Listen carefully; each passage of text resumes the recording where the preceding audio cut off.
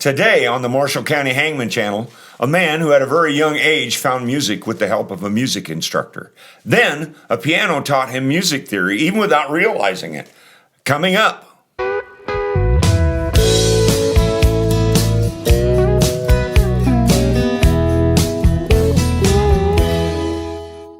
And greetings. Before we go any further, why don't you like, share, and subscribe? We'd sure appreciate it. And it would help us to add more programming. Today, we have a very special guest that had quite a journey finding music and then flourishing as a musician at a very early age. Today, we welcome Andrew Van Hulzen. Welcome to the show, Andrew. Thanks, Dave. Appreciate it. Well, I tell you, after listening to your music, I just was taken aback at the fact that in the 5th grade, you had a band. We started school band essentially then, and that's when they brought in a ton of instruments into our school and said, hey, try these out. Let's see what you're good at. And my original goal was to play the trumpet like my dad, and it turns out I'm just awful at buzzing my lips. Could not play brass instruments to save my life. And so luckily the instructors, rather than forcing it and letting me choose my own, they said, hey, let's try on some woodwinds. And turns out I was fairly good at playing the woodwinds. And so I decided I wanted to play saxophone, but they started me on clarinet. The old Benny Goodman. The old Benny Goodman. Yeah. Yep, Cindy Betcha. There's been some good clarinet music through the years.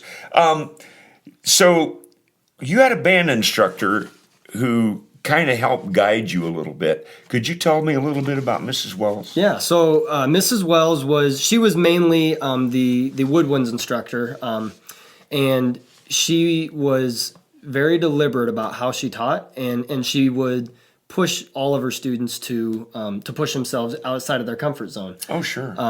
That's how you get better. Oh, exactly. If you do the same thing over and over, you're not getting better. You're just staying where you're at. And while it was frustrating at sometimes, I remember we were doing solos, doing a solo contest, and she gave me a very, very challenging solo, one that probably I would have been challenged at in high school.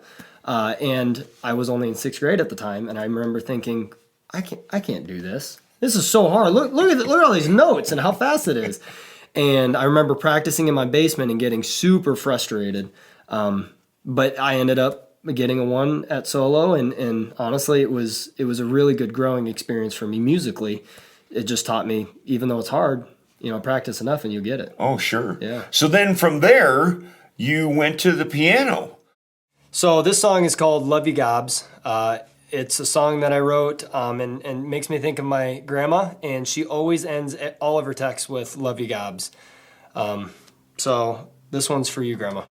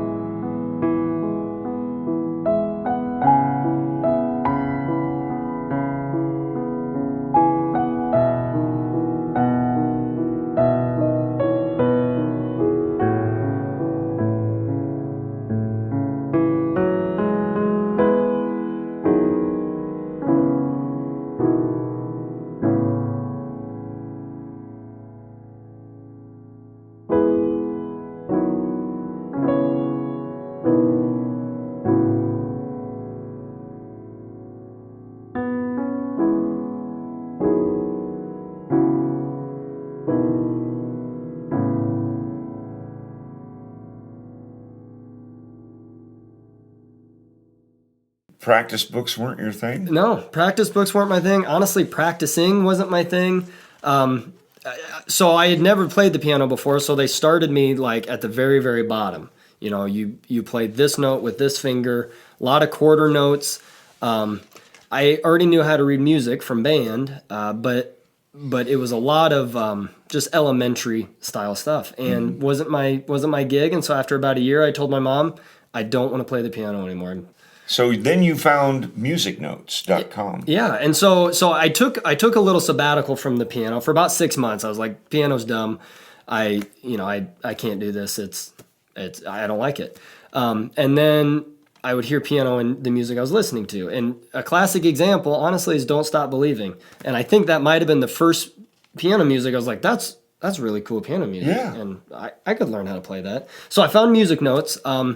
And Music Notes is essentially like the tabs.com for guitar. So I would learn the first 30 measures of hundreds of songs. And I was not very good at reading the music and playing with my fingers. And so I would really slowly learn it, memorize it, Sure, and then just play the crap out of it. I'm sure my mom hates the song "Don't Stop Believing" because that's all she heard for the first like 6 months I was playing piano. yeah. But while doing that, I was learning music theory without really realizing. Who'd have thunk it? Yeah. So this next song is called "Lullaby," and when I play it, honestly, I think of my mom, and putting me to bed as a child. So this one is for you, Mom.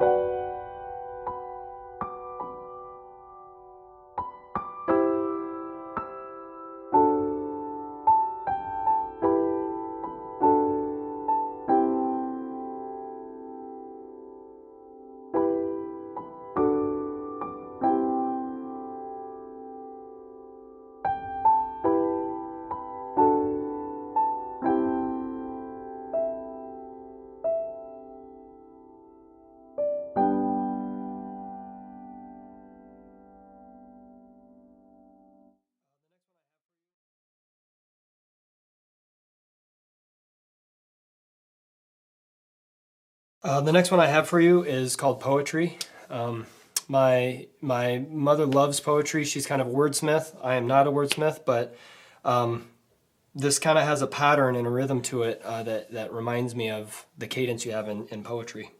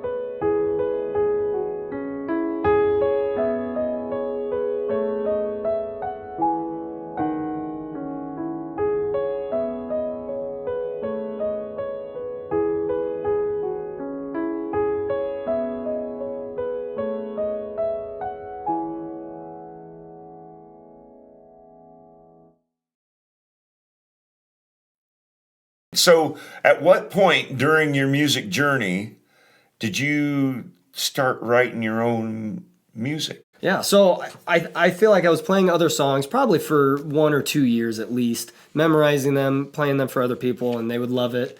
And then they'd say, "Where's the rest of the song?" And I'd be like, "All right, that's all I know is the first part." Well, I started realizing what notes sounded good together. And so maybe I'd be playing Don't Stop Believing, but I'd change a note. I'd be like, "Oh, that sounds kind of good. It's different. It's different, but it's good." And so I started realizing what notes sounded good together, a little bit of that, the music theory, the chord progressions. And I bet I was a freshman or sophomore in high school when I started just sitting down and saying, let's find notes that sound good together in different rhythms and just try not to make it sound like anything else. So my family gets together every Sunday, and it's not a very common thing for most families, and I didn't realize this until after I'd moved on from high school. So this song makes me think of the family getting together on Sundays, and it's super loud and it's chaos, but you can just sit there and enjoy the moment because you're with your family. So it's called Sunday Dinner.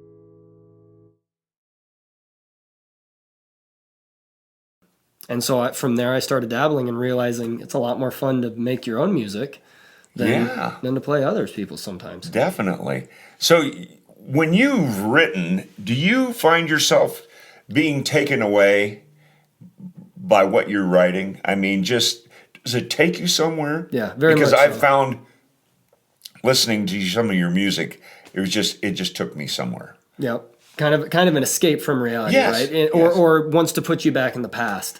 And I think growing up, I listened to a lot of music that are tied to specific memories, right? Music with words, but even music without words. There's a song called Threnody by Goldman, and it's just some of the most beautiful piano I've ever heard. And it's kind of a core memory for me, and it transports me to a different place. It just calms me.